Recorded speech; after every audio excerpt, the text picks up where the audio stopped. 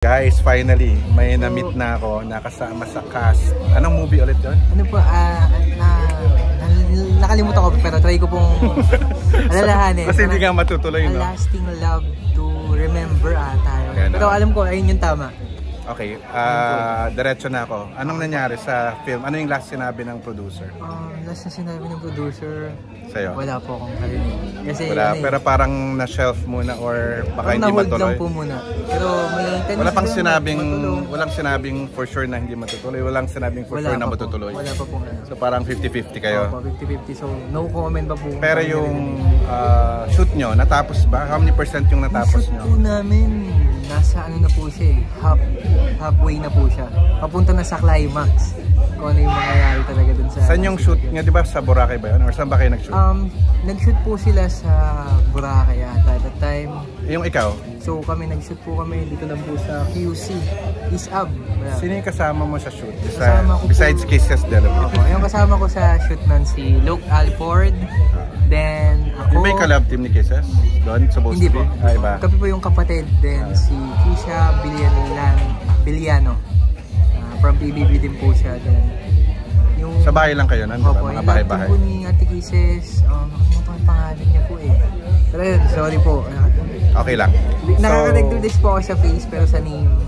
First time mo nakita si Kisses, anong impression mo? Opo, first impression ko kay Ate Kisses, sobrang approachable at sobrang gaan katrabaho. Para ba siyang yung the usual before na Kisses na parang inosente, parang bata pa rin, tumatulon pag masaya, gano'n? Ganun pa rin ba siya? Medyo iba na din. Medyo nag-mature na? Siyempre po, mag-amature din naman po tayo. Kung ano po yung nagsimula tayo, mag-iiba naman po talaga. Iba-iba naman tayo ng pacing ng life. So, sobrang ganda ba niya nung na-meet mo siya? As in, nagandang ka ba? Si Ate Kisses talaga sobrang ganda at ang charming ng mukha niya. Then, friendly ba sa lahat? Ayun, sobrang friendly po niya at the best din. Nung umacting siya, doon ko siya first time nakita, umacting din. Nakasama sa shoot, nakatrabaho. Sobrang... Kapatid mo siya, di ba? So may scenes kayo together? May scenes po. And scene na po yun, hindi ko makakalimutan yun, nag-aaway-aaway. Nag-aaway sila ng mother niya. Kasi yung scene nun, parang... Mother mo rin? Kasi kapatid mother mo siya, ko din po eh. Kasi di siya matanggap. So, parang ayun yung barrier niya sa family namin. Hindi siya matanggap ng nanay niyo? So ano kasi siya eh, parang first family nila. So ano na siya? Second family may ganun. Second family na po kami. May first family pa po yung father ni Ate Kisses doon. He served Bobby Andrews. Ayun ba na? Bobby Andrews? Opo, Bobby Andrews po. Second dad ba niya? Parang stepdad niya? Dad niya po talaga. Dad niya si Bobby Andrews. Opo. Then yung... Hello to Angelo, my friend. Kasi ka-love team ni Bobby Andrews, di ba? So ilang araw kayo nagkita ni Kisses? Ilang days kayo nag-shoot? Nag-shoot po kami almost 3 days. Pero iba-iba naman po yung day niya and date. So, ayun, mas nakilala ko si Ate Kisses. Sobrang ano niya din, pag di kami okay sa acting namin. Kaya namin, hindi siya, open siya to shoot ulit. Sobrang gaan talaga ka-work. And gusto kong, kung may power nga lang po, ituloy yun eh, di ba? Problema.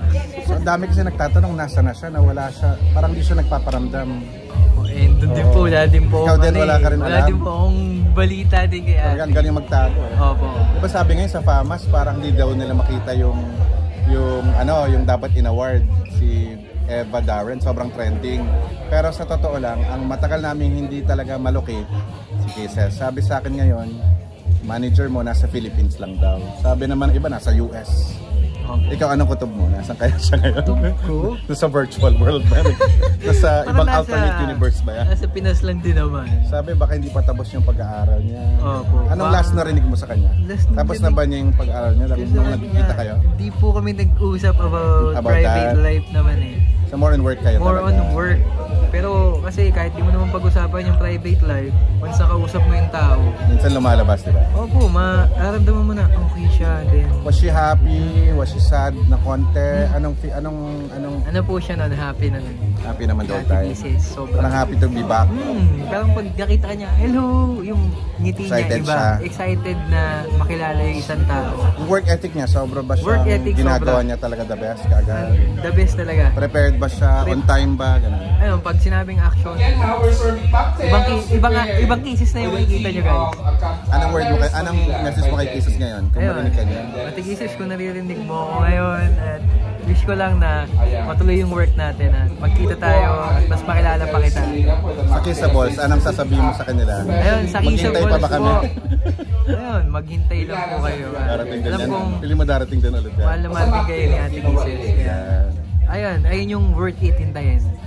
Yan. Thank you so much, Dustin Mayores. Support ko rin yung career mo and kilala ko yung manager mo. So, kasama mo si Chloe Redondo, sila Fana, no? Opo. Saka sino pa isa? Si Joseph and Matt.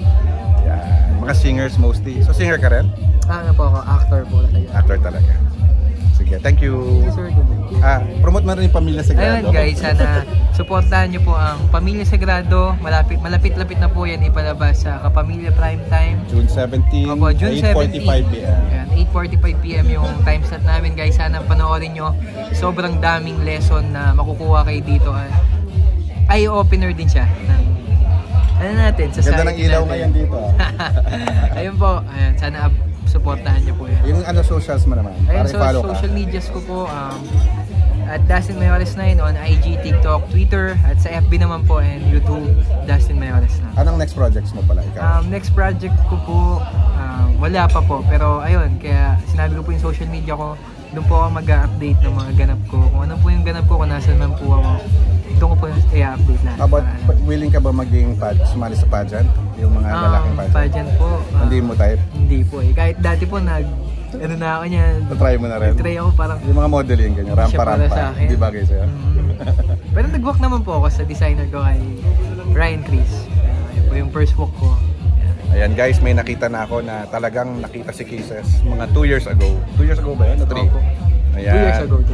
Buti pa siya, no? Sige,